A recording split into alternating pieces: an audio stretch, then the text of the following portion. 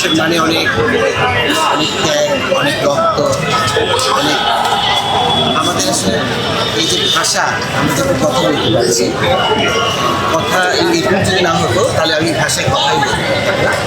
আমার এই কথা বলার স্বাধীনতা, আমার এই বাংলা ভাষা, আমার বাংলার পথ চলা, বাংলার সংস্কৃতি সব নিয়ে বেঁচে থাকার মানে জিনিস।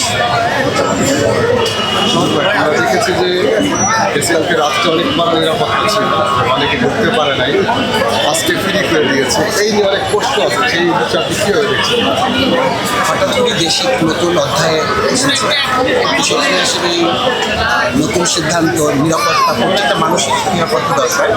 কারণ মাত্র দেশে একজন পরিচালনা করতে এসেছে, তো এই নতুন নিয়মের মধ্যে থেকে হয়তো আবার আরেকটি নিয়ম বের হবে। তো আমার মানে নিরাপত্তা সবার জন্যই আমরা যে কোনো আমাকে যখন গাড়ি থামিয়ে কখনো কেউ চেকপোস্টে চেক করে আমি খুব খুশি হই। কারণ সেটা আসলে প্রত্যেকটা মানুষ নিরাপত্তার জন্য করে। যদি কোনো বাড়িতে আমি মেহমান হিসাবে যাই, দারোয়ান যখন আমাকে জিজ্ঞেস করে কত নম্বর ফ্ল্যাটে যাবেন, কী করবেন, অনেকে রাগ করে, কিন্তু এটা আমার মনে হয় এটা আমি খুব খুশি হই। এটা একটা সাধারণ নাগরিক হিসাবে প্রত্যেকটা নিরাপত্তায় আমাদের আসলে খুবই আমার কাছে খুব ভালো লাগে।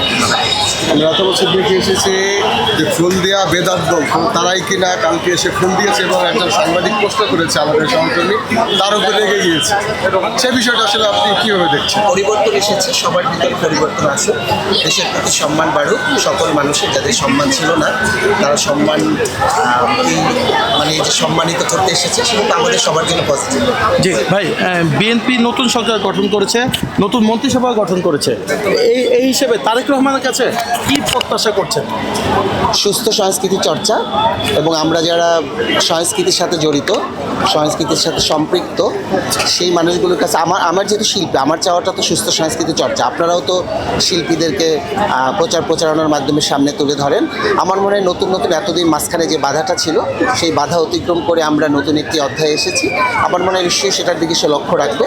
সারা বাংলাদেশে শিল্প সংস্কৃতির ব্যাপক বৃদ্ধি পাবে, ঘরে ঘরে শিল্পীরা শিল্প চর্চা করবে, এটাই তাদের কাছে চাওয়া। পাশাপাশি আরেকটি বিষয়, সকল রাজনৈতিক দল রাজনীতি করার অধিকার রাখে কিনা?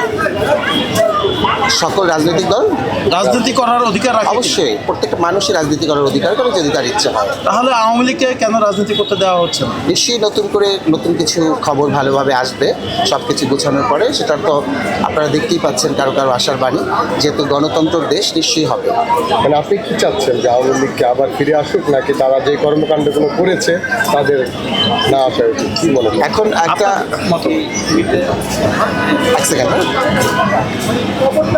জি আমি চাই একটি গণতান্ত্রিক দেশে সবাই রাজনীতি করুক, সবাই যাদের ভুল ত্রুটি ছিল, ভুল ত্রুটিটাকে সবাই সবার মতো করে নিজেদের মধ্যে থেকে আলোচনা করে, এবং যেখানে যে বাধাগুলো ছিল সেখান থেকে বের হয়ে প্রত্যেকটা দলই যেন রাজনীতি করার সুযোগ পায়, সেটাই আসলে চাওয়া আমাদের। নতুন প্রজন্মের নিয়ে কি বলার আছে আপনার?